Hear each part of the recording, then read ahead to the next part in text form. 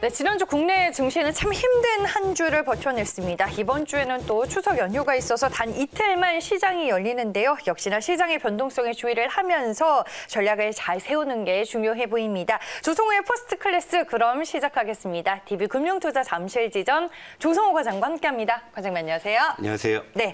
아무래도 이제 국내 증시가 추석 연휴로 3일간 휴장을 하기 때문에 또 보수적인 매매가 이번 주 예상이 되는데 추석 연휴 시장을 어떻게 준비하면 좋을지 궁금한 점 있으신 분들은 오늘 022-4875, 022-4875 그리고 샵 2034로 전화 혹은 문자 남겨주시면 됩니다.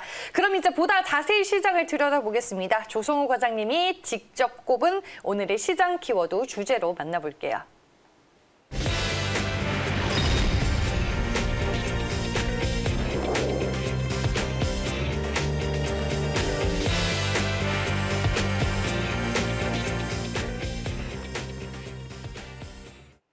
네, 반격은 추석 이후로라고 오늘의 주제를 꼽아주셨는데 아무래도 추석 연휴가 있기 때문에 이번 주는 좀 관망하는 시장 흐름이 펼쳐질까요? 그렇죠. 뭐 굳이 뭐 저 혼자 뭐 하려고 그래도 전체적인 분위기가 추석 앞두고 관망하는데 혼자 뭐 열내봐야 뭐가 되겠느냐. 뭐 저는 그런 생각을 좀 가지고 있는데 자 일단 뭐 사실 지난주 금요일에 뭐 반등을 했어도 뭐 그 반등이 뭐 썩 마음에 들지도 않잖아요. 그러니까 차분하게 물론 이제 지난주에 어떤 하락장으로 여러분들이 좀 뭔가 빨리 좀 만회하고 싶은 그런 마음도 뭐 없지 않겠습니다만 모든 건 다 때가 있는 법이니까 일단 시장을 좀 간단하게 점검을 하고 가볼게요. 일단 코스피 차트 한번 볼게요. 일단 뭐 시장은 일단 뭐가 되든 오르고 봐야 되는데 최근에는 올라도 속이 후련하지 않고요. 일단 뭐 반등을 했지만 여전히 지금 61선, 그죠? 제가 실적선이라 말씀드렸잖아요. 이 부분을 이제 회복 못하고 있는 그런 상황이니까 그냥 속 편하게 그냥 2150까지 열어놓으세요. 그냥 여기까지 빠질 수 있다. 그냥 여기 오늘부터 올라야 그게 된다. 속이 편할 수 있을까요? 과장님? 아니 왜냐하면 사람들이 기대 심리가 높아버리면 왜냐 기대 심리가 높았을 때 하락이 나왔을 때 그 상실감이 더 크단 말이에요. 그러니까 아예 좀 기대치를 좀 낮추고 시장이 더 빠질 수 있다. 기술적으로도 지금 2150까지는 열려 있는 그런 상황이니까 여기서 추가적인 흔들림은 나올 수 있다라고 그렇게 좀 생각하시는 것이 그러다가 이제 의외로 빠른 반등이 나왔을 때 느끼는 또 만족감이 더 클 수도 있는 거거든요. 그렇죠. 왜냐하면 주식은 심리 게임이니까. 자 일단 그래서 저는 사실 지난주 금요일에 반등이 오히려 61선을 회복했다고 하면은 조금 안도를 하면서 뭐 추석 전에라도 뭘 좀 해볼까라고 고민해 볼 수도 있는데 그냥 속 편하게 61선을 회복 못하니까 전 여기에 대해서는 어제 그리고 상승도 뭐 기술적 반등이라고 하기도 좀 애매한 게 외국인 선물 매수에 치중해서 제한적으로 올라온 것뿐이지 누가 막 손으로 막 현물을 사가지고 올라온 그런 장은 분명히 좀 아니었다는 거예요. 그래서 반등의 질 역시도 좋지 않고 뭐 오늘 또 이제 설령 또 반등이 나올 수도 있겠습니다만 반등 강도가 좀 우리가 생각하는 것만큼 세지 않을 가능성도 있다. 그냥 속편하게 이렇게 좀 생각하시면 될 것 같고요. 사실 뭐 이 지수상으로 이게 61선 회복을 못한 것도 뭐 조금 신경이 쓰이기도 하지만 그것보다 더 좀 신경이 쓰이는 게 바로 환율이에요. 환율 한번 볼게요. 환율. 사실 제가 얼마 전만 하더라도 우리 시장이 그래도 좀 차별화될 수 있는 그런 요인으로 요 환율 1180원을 이탈한 다음에 급전직하로 환율이 떨어지면서 외국인 매수가 좀 곁들여지고 여러모로 좀 우리 시장의 여건들이 분명히 개선되는 그런 모습이었고 올 초에 봤었던 1150원 여기까지도 이제 다시 도달하는 게 아닌가 이런 좀 기대감을 가졌는데 지난주에 이제 시장이 흔들리면서 다시 이제 급등 반전을 해버렸죠. 그래서 지난주 금요일에 영내로는 1172원에 마무리됐고 지난주 금요일에 뉴욕 증시가 상승했음에도 불구하고 여기에서 더 올라서 1174원에 끝났다는 거죠. 그러니까 저는 사실 그래요. 그러니까 뭐 이 환율이 다시금 좀 안정권으로 다시 반락하지 않는다면 우리 시장의 상승은 설령 나오더라도 그 세기가 강하지 않을 것이고 예를 들면 외국인의 선물 매수 정도의 어떤 제한적인 외도덕 현상 뭐 이런 정도의 반등으로 좀 예상을 해요. 그렇기 때문에 일단 추석 전에는 뭐 우리가 섣불리 뭐 좀 이렇게 공격을 하는 것보다는 조금은 좀 보수적으로 관망. 아니 그러니까 내가 아무리 가서 하려 그래도 우리가 뭐 동네에서 축구하려고 그래도 나 혼자 나가서 공차하면 그 게임이 안 되잖아요. 사람들이 나와줘야 되는 건데 지금은 축구 경기가 열려도 이 인원이 안 찰 수도 있는 정도의 관망세, 그죠? 이런 부분이 있기 때문에 지금 조금 여러분 뭐 속상하신 건 제가 잘 알겠지만 조금 우리는 전열을 재정비하면서 조금 한 번 정도는 숨을 고르고 반격은 추석 이후로 보는 것이 낫지 않나 이렇게 보는 겁니다. 그러면 이제 뭐 반격이 추석 이후로 나온다면은 네. 이번 주 뭐 단 이틀간의 거래일이기는 하지만 좀 현금 여유가 있으신 분들은 저가 좀 주식을 사서 넘어가는 것도 하나의 전략이 될 수 있어요. 과장님 생각은 어떠세요? 그러니까 이게 사실 그래요. 그러니까 항상 그 연휴 전에 이제 항상 주식 사서 넘어가야 되냐, 뭐 팔아서 가야 되느냐, 뭐 이제 이런 것들은 사실 뭐 이 연휴의 어떤 시장 전망을 어떻게 보느냐랑 맥을 같이 하는 거잖아요. 그리고 단기에 또 시장이 이제 많이 빠졌기 때문에 네. 쌀 때 주식을 좀 사놓고 뭐 추석을 넘어가는 거 괜찮지 않느냐? 뭐 이제 그런 분석들은 다 누구나 다 할 수 있는 거지만 네. 저는 그냥 이거 제가 솔직히 그냥 제 개인적인 생각을 말씀드리게 제 개인적으로 뭐 네. 시황 전망 뭐 다 필요 없고 모처럼 저 이 연휴잖아요. 특히 이제 저희 직업 같은 사람들은 장이 열리면 항상 일을 해야 되는 입장이고 이런 명절 연휴가 굉장히 꿀맛 같단 말이에요. 근데 네. 이런 연휴를 앞두고 이제 그 전에 주식을 좀 왕창 사놓고 연휴 기간 동안에 글로벌 그 금융시장 동향 매번 체크하는 거 그 여간 그 고통스러운 일이 아니더라고요. 그래서 저는 그냥 연휴 전에는 주식을 뭐 가급적이면 좀 줄여놓고 그냥 푹 쉬고 맛있는 거 드시고 재충전하고 그러고 나서 연휴가 끝나고 와서 다시 시장을 바라보고 그때 시장의 움직임에 따라서 그때부터 다시 전략을 수립해도 전 늦지 않다고 봅니다. 왜냐?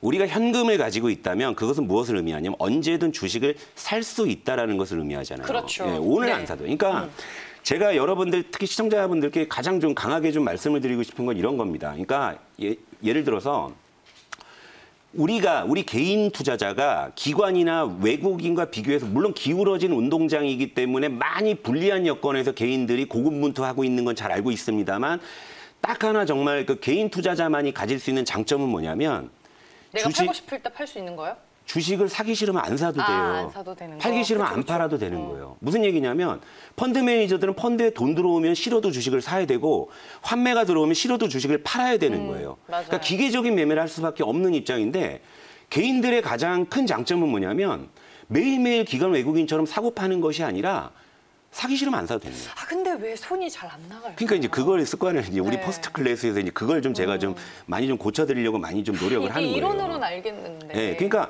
그 장점을 이용하시려면 네. 뭐 이런 거죠. 좀 약간 시간 여유가 있어서 말씀드리면 우리가 그 6.25 때 뭐 어머니 아버님들 뭐 전후 세대들 많이 계시잖아요. 그때 계시지만 국군이 그 소련제 막 화기로 이 밀고 내려오는 북한군을 전투에서 이기는 경우들이 있는데 그때가 뭐였냐면 소총과 수류탄으로 중화기로 무장한 적을 이기려면 결국 매복, 숨어서 이길 수 있는 확률을 최대한 끌어올린 다음에 싸우잖아요. 그러니까 개인 투자자분들도 좀 그러셨으면 좋겠습니다. 그러니까 매일매일 우리 이 시장의 풍토가 매일매일 주식을 사고 팔지 않으면 무슨 일이 날 것처럼 하는 좀 그런 풍토기도 합니다만 여러분들이 가장 가지고 계신 가장 강한 무기는요.